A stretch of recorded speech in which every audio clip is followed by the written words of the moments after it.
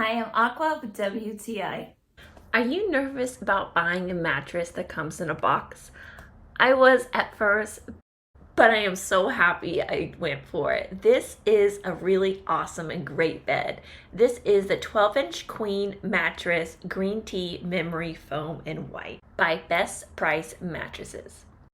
I spent the night at a friend's house and she had this mattress, and afterwards I said, send me the link. I love it. It was a great night's sleep. So yes, the mattress does come in a box, and when you receive it, it looks like this. It is rolled up in plastic, but you can easily cut away the plastic and go ahead and put it on the bed. But you're gonna want to let it breathe about 48 to 72 hours. When I first got the mattress, it was about 7 inches, but after about 72 hours, I measured it again, and it was just about 12 inches.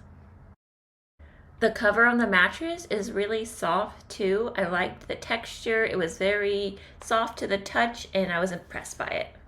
I now am in love with my bed in a box mattress and I'm very pleased with my purchase. I highly recommend. And that's my point of view.